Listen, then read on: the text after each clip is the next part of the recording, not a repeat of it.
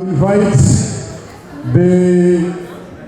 His Excellency, the High Commissioner for the Republic of Zambia, Dr. Ellias Munshya. He is here representing the heads of missions from Canberra, all the ambassadors from Africa, from Cape to Cairo, and he's the one representing them. And that's an arm of the African Union. They are here. Let's network with them. Let's tell them what the diaspora wants. Let's discuss with them as to how to tap into the 1.6 billion African market, which is proliferating and not being tapped into. I'll invite you, Your Excellency.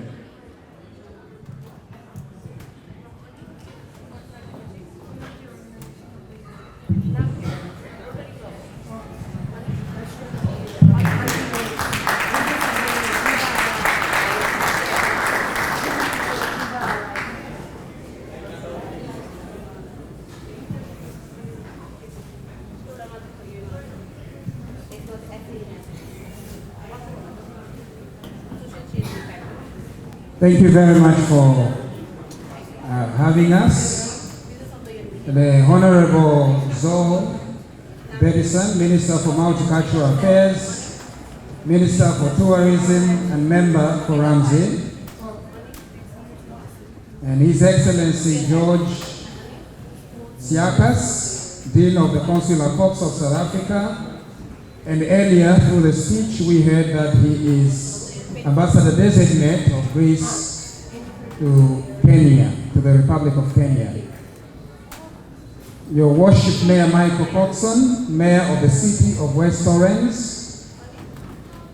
and Dr. Joseph Masika, Councillor of Woodwards Ward, City of Mariam, Councillor Surrender Powell, Councillor for City of West Orange, Ankia Swart, Director of Africa Incorporated, Christiana Davis, Chairperson of the African Women's Federation of South Australia. I recognize Caroline Omenda, Chairperson of the Africa Day Incorporated, and Titiana Jelodukov, President of the Russian Community Center, Alphonse Rutaisiwe, CEO and founder of Gavo Community Services, and Victoria Kelly, CEO and General Manager of Gavo Community Services. Distinguished guests, fellow Africans, the Mayor made it very clear that we are all Africans, so fellow Africans, we are gathered here to celebrate Africa Day together. It is my profound honor to represent the Africa group of heads of mission on this special occasion. We are the 14 of us. However, the Dean could not make it to travel to Adelaide, so I came in his stead. The Dean is Zimbabwe's ambassador to Australia, and so several of us are very much in touch with what is going on around Australia, and most of us are also accredited to New Zealand and several other Indo-Pacific island nations. I also recognize that the Honorable Minister has already had several other engagements where they are celebrating Africa Day, and indeed there was a parliamentary celebration that took place at Parliament, and the chair of the Zambian Association in South Australia, ZASA, Mr. Naji Yunde, has just briefed me about that gathering last week. I would also like to extend my deepest gratitude to the government, both at federal level, at the Commonwealth level, the government of South Australia, as well as local governments, and the efforts that they are making in ensuring that the promise that South Australia has to be a multicultural state is achieved. And just as the Mayor mentioned, There is also an awareness among local government officials that Australia and South Australia are growing in their multiculturalism, and Africans are an integral part of that growth and that diversity.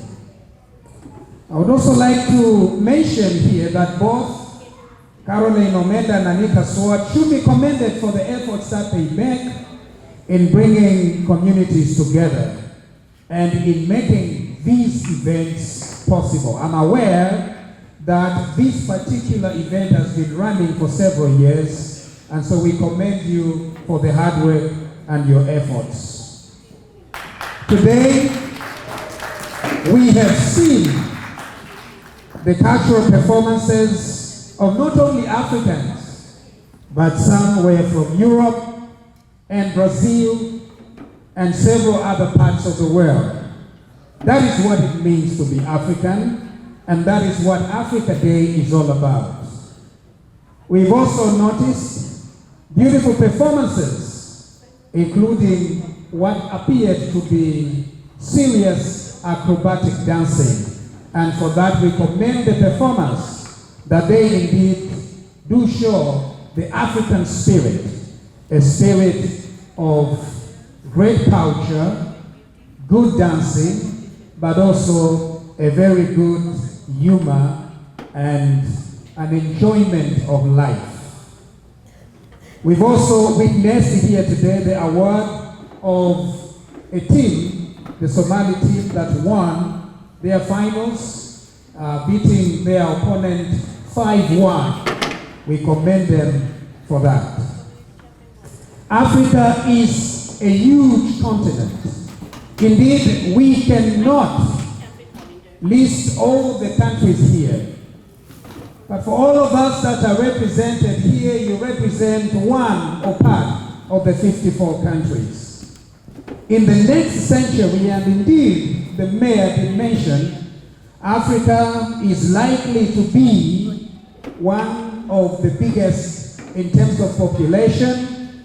And not only that, but there is what is known as the demographic dividend, where we are likely to have a very young nation. Countries such as Australia and indeed other developed countries are going to be looking to Africa. There's going to be a huge market, there's going to be huge resources, and the message that we bring on this Africa Day is the idea that there is a lot that Africa and Australia can collaborate on. When we come here to represent our various countries, we know that Australian politicians, Australian ministers ought not only to give attention to Africans that are here in Australia, but they must give attention to Africa as a continent. Not just for the good of the African people, but for the good of Australian society as well. It is an integral part of Australia's strategic interests that they continue engaging with Africa. Now, I'm aware that because Australia is a federation, it means then that if there is any lagging behind engagement with Africa from the federal offices, there could be enhanced cooperation with the states. And so, states such as South Australia are welcome to directly engage with Africa.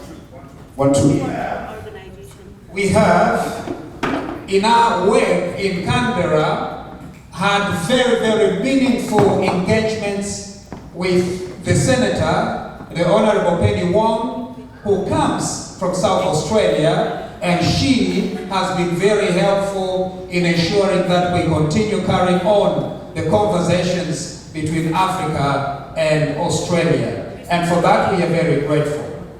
In terms of Zambia, I would like to mention something that is very important that Zambia is going through right now.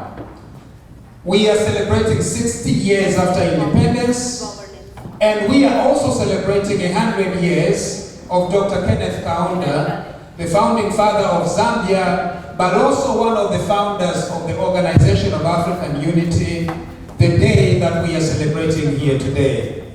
Dr. Kenneth Kaunda would have turned 100 years this year. He was born on 28th April 1924. And in recognition of his 100 years, we would like to invite you on a journey to learn about the man and learn about the ideals that they, with his friends, espoused about African freedom, African liberty, African prosperity, and African strategic viability. Tonight, we are also going to be honoring the change makers who have excelled in various sectors. Let us acknowledge them, let us recognize them, let us look around us to see the contribution that fellow South Australians, fellow Africans have committed to this state, to this nation, to this federation, and to this local government. In closing, let us continue to build bridges of understanding and cooperation. Let us continue dancing together. Let us continue celebrating life. Let us continue remembering that Africa still needs us. For all of you that are in the diaspora, the remittances that you are sending back home are making a huge difference. So continue sending a little bit more.